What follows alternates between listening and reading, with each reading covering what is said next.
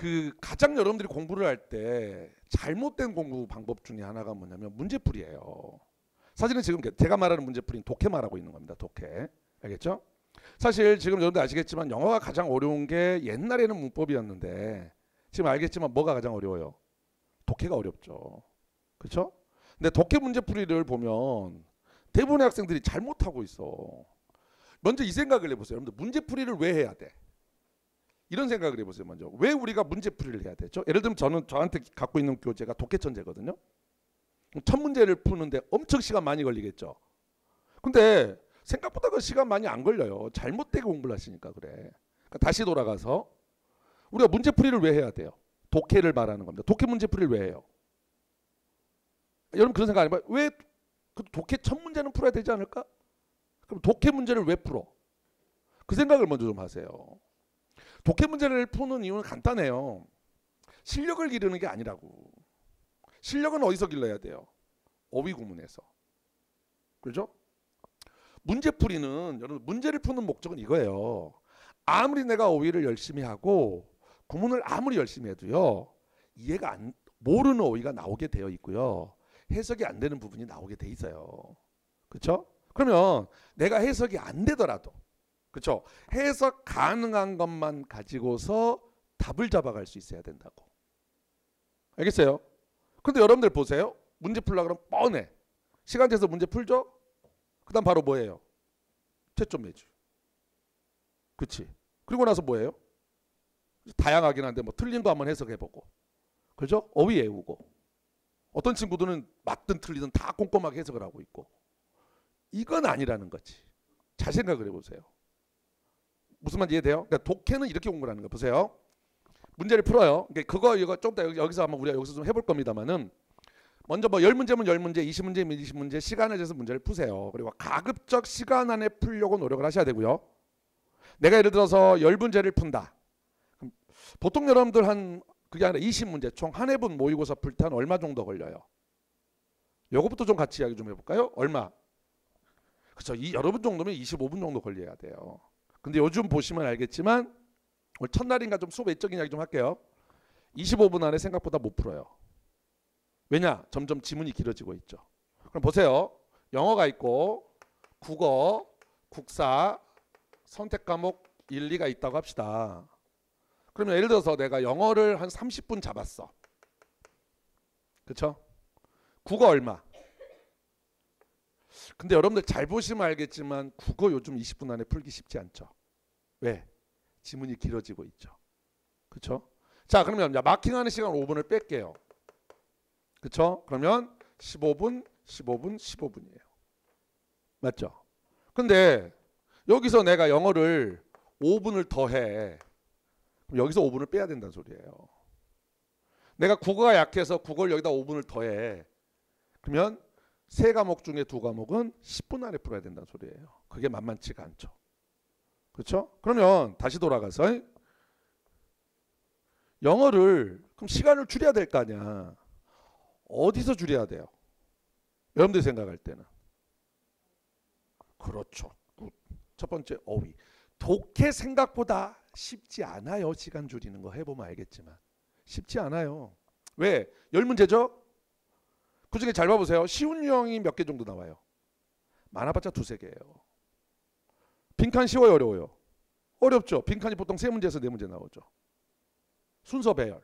쉽지 않죠. 그게 2문제 나오죠. 5문제에서 6문제예요. 그 다음 일치불일치가 쉬워요? 어려워요? 생각보다 일치불일치 어려워요. 게다가 걔는 시간도 많이 걸려요. 그렇죠? 그러니까 독해에서 생각보다 시간을 줄이기가 쉽지 않아요. 그래서 시간을 줄이려면 일단 첫 번째 맞아요. 어휘를 확실하게 해놔야 돼요. 어휘가 확실하면 어휘만 보고 동의어 찍죠. 그게 안 되니까 어째요? 읽은다고. 그래서 생각보다 시간을 줄이는 것 중에 하나는 어휘를 탄탄하게 하셔야 돼요. 두 번째는 문법이요. 알겠습니까? 생각보다 문법에서 줄이셔야 돼요. 그리고 그렇다 그래서 독해를 무한정 시간을 투자하면 안 되겠죠. 그렇죠? 그러니까 독해는 또 나름대로 시간을 줄이셔야 돼요. 그러니까 예를 들어서 그러면 만약에 우리가 30분이라고 한다면 제가 볼 때는 독해에서 15분에서 20분에 푸셔야 돼요. 그렇죠? 그럼 예를 들면 제 책으로 이야기를 할게요. 제가 독해 천재는 앞에가 유형편이에요. 유형편은 빈칸 이게 한 대에서 10문제씩 있어요. 그럼 빈칸 10문제는 예를 들어서 나는 빈칸 10문제면 한 20분에 풀어라고 하시면 가급적 18분, 19분에 주파를 하려고 노력을 하셔야 돼요. 그러니까 의도적으로 시간을 줄이려고 노력을 해야 시간이 줄지 이상한 생각을 갖고 있더라고. 내가 실력을 올려서 시간을 줄이겠다는 생각하는데 그거 절대로 안 됩니다. 그거 한 5년 걸려요. 알겠어요? 해보면 알 텐데 그게 쉽지 않아요. 의도적으로 줄이려고 막 해야 돼요. 무슨 말이냐면 예를 들어서 이런 거 있잖아요. 문제를 풀다 보면 몇 가지 읽었을 때 대략 한 80%는 답이 느낌이 와. 그렇죠? 그럼 여기서 이제 답을 체크하고 넘어갈 건지 불안하니까 넘어가요, 못 넘어가요? 못 넘어가죠. 그럼 어떻게 돼? 읽게 된다고. 그렇잖아요. 그러면 평소에 넘어가야 돼요. 그래야 그러니까 이렇게 평소에 이 정도를 줄여놔야 실전 가면 이 정도까지 줄일 수 있는 거예요. 그잖아. 실전은 또 쫀다고 우리가. 뭔 말인지 이해되죠? 그러니까 문제를 풀 때는 다시 돌아갑니다. 지금 요거 이야기하는 거 아니야. 지금 독해 문제풀이 이야기하고 있는 거예요. 그래서 여러분들이 문제를 풀 때는 예를 들어 아까 말했지만 빈칸을 나는 참고로 제 거 좀 독해 천재는 어렵습니다. 특히 유형편이 어렵습니다. 실전편은 그냥 실전에 맞췄어요. 난이도를. 근데 유형편은 어려워요. 저는 좀 독해는 어려워야 된다는 주의예요. 어쨌든 20문제, 10문제를 20분에 푼다. 그럼 19분이 어쨌든 20분에 시간 맞춰서 푸세요. 알았죠?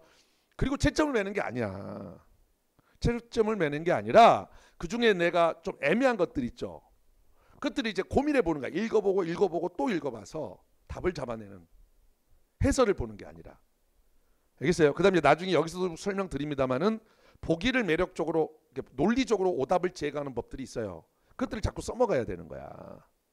문제풀이는요. 그러고 나서 채점 매잖아요. 끝나는 거예요. 거기까지가 딱 문제풀이 공부예요. 뭔 말인지 이해되세요? 그걸 이제 좀 우리가 수업 시간에 한번 해볼 겁니다. 좀 어려운 것들은. 그래서 제가 채점을 매지 말라는 거예요. 독해 쪽은. 알겠죠? 무슨 말인지 이해되죠? 하다 보면 아 이렇게 내가 문제를 풀어야 되겠구나라는 걸 알게 돼요. 그러면 채점 매면 독해는 끝나는 거야. 그 다음에 내가 해석이 안 됐던 부분 할 거야? 그걸 알아서 하세요. 하지 마라는 아니야. 하고 싶으면 하시고 하기 싫으면 하지 말라고. 그거는 무슨 공부냐면 구문 공부예요. 구문 공부. 그렇잖아. 모르는 어휘들이 나왔어? 그걸 해설지 보면 단어 정리돼 있을 거 아닙니까? 그 단어를 외울지 말지도 그건 여러분들이 알아서 하는 거예요. 그건 어휘 공부예요. 문제풀이 공부가 아니라고. 독해는 완벽하게 내가 100% 확신을 갖고 넘어갈 건지 7, 80%의 확신을 갖고 넘어갈 건지를 선택하셔야 돼요. 어쨌든 인생은 선택이에요. 이해되죠? 특히 점수대가 좋아서 나는 영어 실력이 좋아서 나는 시간의 문제가 별로 없어 하시는 분은 상관이 없어요.